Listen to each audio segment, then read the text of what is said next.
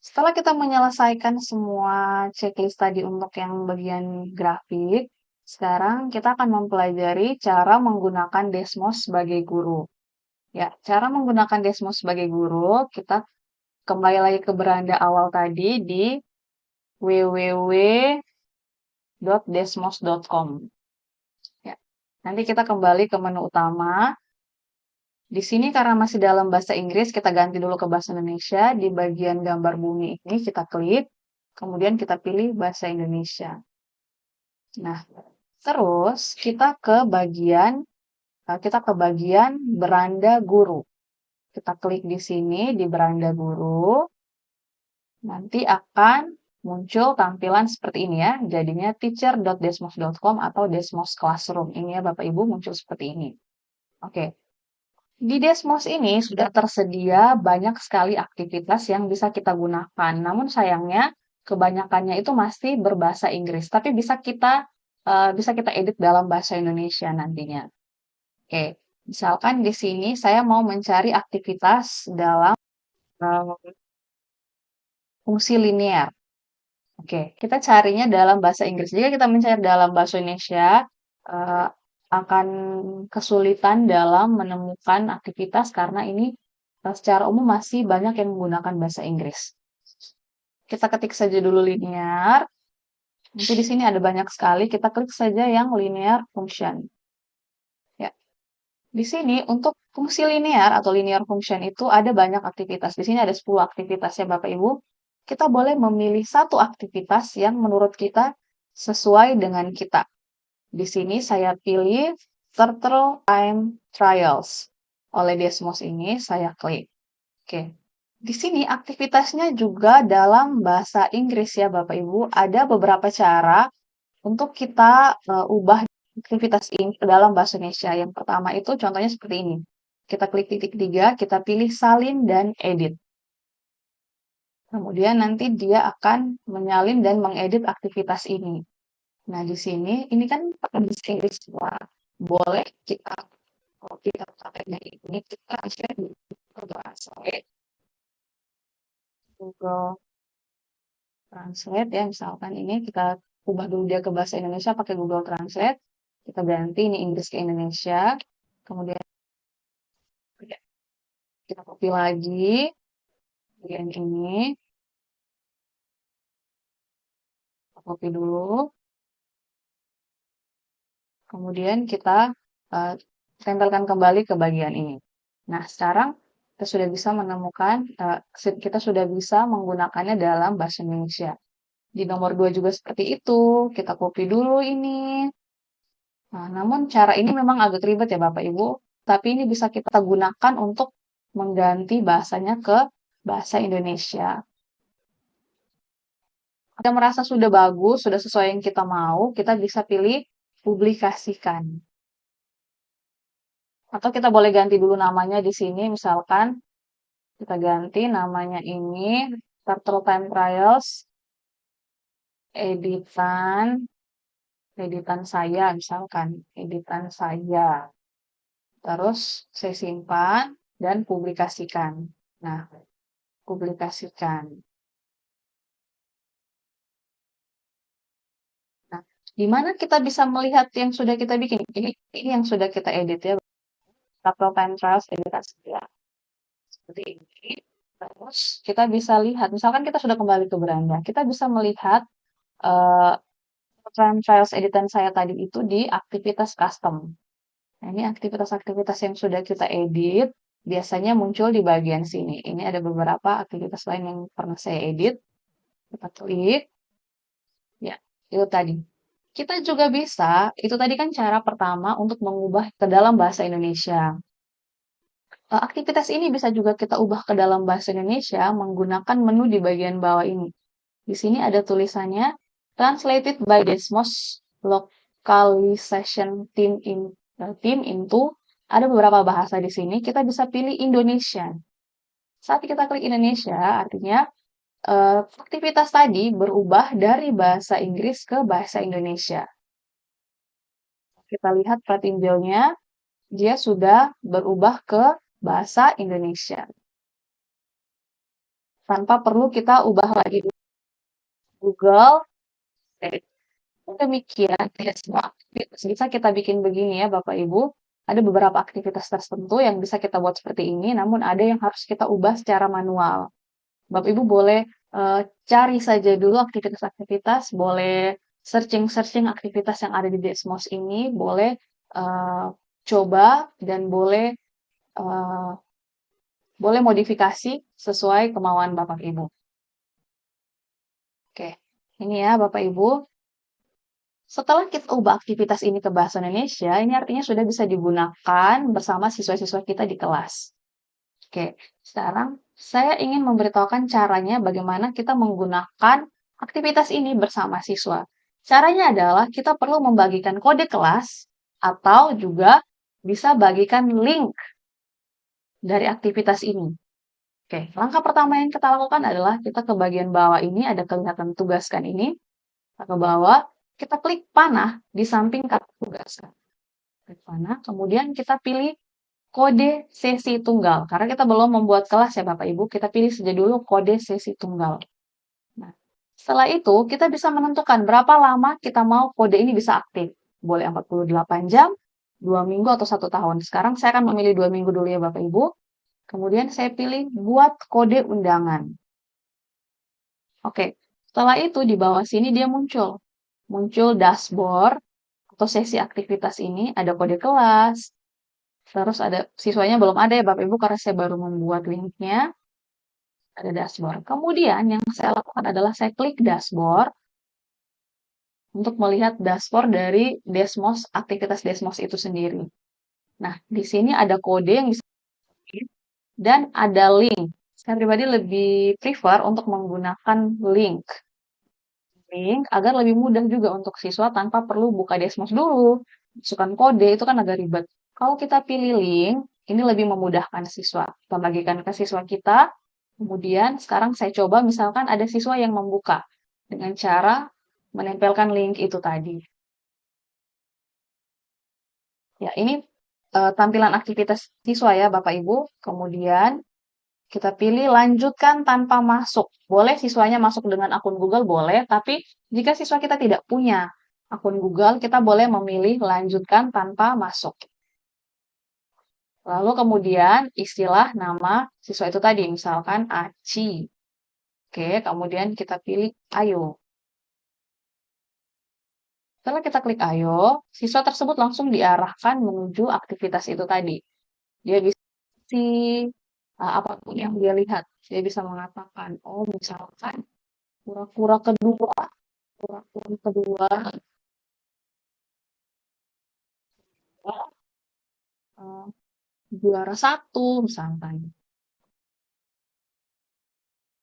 Boleh dia bagikan ke kelas, atau boleh dia selanjutnya gitu ya Bapak Ibu. Bisa lanjutkan lagi. Seperti itu. Ini tampilan siswa. Oke. Siswa kita ada siswa, guru, ringkasan, dan snapshot. Di menu siswa ini ditampilkan apa yang dilihat oleh siswa. Di menu guru, kita bisa melihat siswa-siswa siapa saja yang sudah menjawab dan jawabannya seperti apa pada setiap nomor ini. Seperti di sini, baru ada siswa Aceh yang menjawab. Kemudian, di bagian ringkasan, kita bisa tahu siapa-siapa saja yang sudah masuk dan progres pekerjaan mereka seperti apa. Ini karena baru satu siswa, jadi seperti ini. Di bagian snapshot, ini nanti sebentar untuk melihat foto hasil kerja siswa yang ingin kita tampilkan kepada teman-temannya. Oke, kita kembali ke dashboard ringkasan. Oke, kita tambahkan dulu siswa satu ya Bapak Ibu. Nah, kita tambahkan satu siswa lagi. Ya, masuk lanjutkan tanpa masuk. Kita pilih Dina misalkan. Ayo. Ini saya sudah menambahkan dua siswa lagi. Nah, ini misalkan Dina dan Nino. Di sini kita bisa lihat Dina dan Nino belum memulai sama sekali, sementara Aci sedang mengerjakan pekerjaannya di nomor 2. Ini saya coba saja ya Bapak Ibu, hanya untuk mencontohkan kepada Bapak Ibu seperti apa Misalkan saja kerjaannya. Ini bukan yang benar ya Bapak Ibu, ini saya hanya mencontohkan saja. Terus selanjutnya gitu. Ya, ini kita bisa langsung tahu nih. Nah, Nino seperti apa? Misalkan kita kerjakan.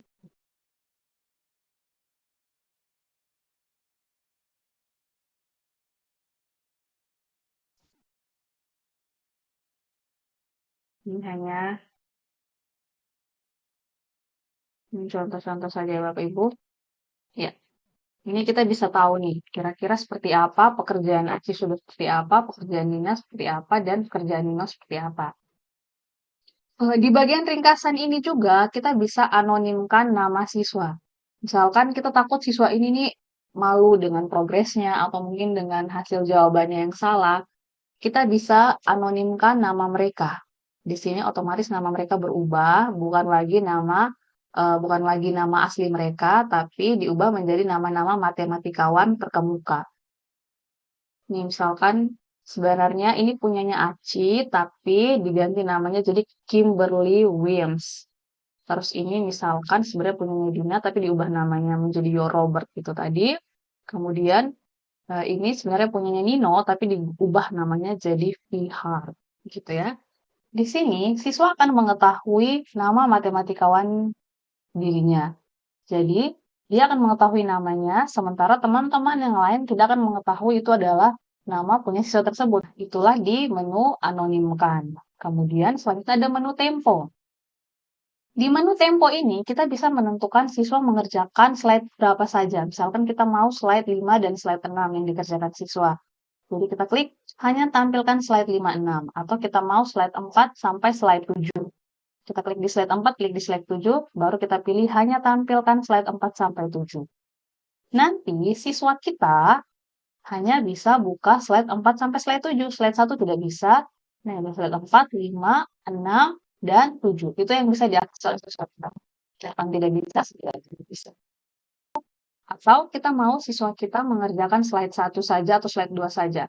Kita hentikan dulu ini, klik tempo, kemudian kita pilih slide 1, kemudian hanya tampilkan slide 1.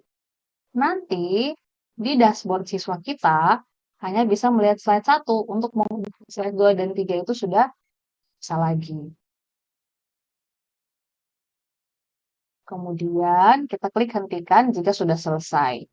Di bagian yang berikutnya adalah sinkronkan dengan saya. Misalkan kita ingin siswa kita mengerjakan di slide 6. Kalau kita ingin siswa kita mengerjakan aktivitas di slide 6, kita pilih slide 6, kemudian kita pilih sinkronkan dengan saya. Nanti otomatis semua siswa kita akan diarahkan ke slide 6. Walaupun mungkin mereka sedang mengerjakan di slide keberapa, mereka semua diarahkan ke slide 6. Jadi mereka bisa fokus ke slide 6 saja. Seperti itu ya Bapak Ibu. Kalau sudah selesai mereka mungkin kita sudah tidak mau lagi mereka mengerjakan slide 6, kita boleh klik kembali di bagian itu dan siswa sudah bisa mengakses kembali slide-slide yang lainnya. Selanjutnya ada menu jeda. Menu jeda ini berfungsi ketika kita ingin menghentikan aktivitas siswa dan kita memberikan arahan sejenak. Ketika kita klik jeda, nanti otomatis semua aktivitas siswa dijeda dan siswa tidak bisa melanjutkan aktivitasnya di dashboard mereka. Jika kita ingin mereka kembali melakukan aktivitas, tinggal kita pilih kembali di menu jeda itu tadi. Ya, itu tadi menu-menu yang ada di sini yang bisa kita sesuaikan. Selain menu-menu ini, ada satu menu lagi yang namanya snapshot, di mana kita bisa men-screenshot hasil kerja siswa untuk ditampilkan kepada teman-temannya nanti di kelas. Cara untuk mengambil snapshot adalah kita klik salah satu jawaban yang kita ingin ambil, kemudian kita klik di menu kamera ini. Nanti di sini muncul snapshot diambil. Jika sudah muncul menu seperti ini, kita bisa lihat di snapshot sudah ada ya. Nah, kita bisa ambil beberapa, bukan hanya satu. Misalkan di nomor 2, kita ingin ambil jawaban Nino. Kita klik dulu di jawabannya, kita klik snapshot. Snapshot diambil lagi. Kemudian misalkan di nomor 3, kita ingin mengambil jawaban Nino lagi. Kita klik, kita pilih menu kamera ini, kita pilih gambar kamera ini, di snapshot diambil. Setelah semua snapshot itu diambil, kita boleh ke menu snapshot, kemudian kita klik snapshot-snapshot mana yang ingin kita tampilkan. Klik tahan, dan kita pindahkan ke sini. Ini biar kita tahu nanti kita bisa bahas dengan siswa itu seperti apa. Nah, ini adalah jawaban-jawaban yang akan kita bahas dengan siswa. Caranya seperti ini. Kita tinggal perbesar, kemudian kita jelaskan ke siswa. Oh, ini jawaban. Ada teman-teman kalian yang menjawab seperti ini di nomor 1. Oh, nomor 2 ada teman kalian yang menjawab seperti ini. Nomor 3 ada teman kalian yang menjawab seperti ini. Misalnya seperti itu ya Bapak Ibu. Ya, seperti itulah untuk menu snapshot. Itu tadi ringkasan untuk melihat progres siswa seperti apa. Kemudian guru ini untuk mengecek siapa-siapa saja siswa yang sudah menjawab dan seperti apa jawabannya bisa kita cek. Terus untuk menu siswa, agar kita mengetahui tampilan di dashboard siswa itu seperti apa. Seperti itu ya Bapak Ibu ya. Untuk guru, ada 3 menu ini yang bisa digunakan. Dan kalau kita mau lihat seperti apa sih memangnya tampilan yang dilihat siswa, kita bisa lihat pada dashboard siswa ini. Baik Bapak Ibu, sekarang coba kita cek checklist kerjaan kita. Saya dapat menemukan aktivitas Desmos siapakah yang sesuai. Saya rasa kita sudah menemukan ya Bapak Ibu. Saya tahu aktivitas Desmos dapat digunakan di ponsel, tablet, ataupun laptop. Ya, aktivitas Desmos bisa digunakan di ponsel, tablet, ataupun laptop ya Bapak Ibu. Kemudian, saya tahu cara mengubah bahasa aktivitas. Lalu, saya dapat menetapkan kode kelas.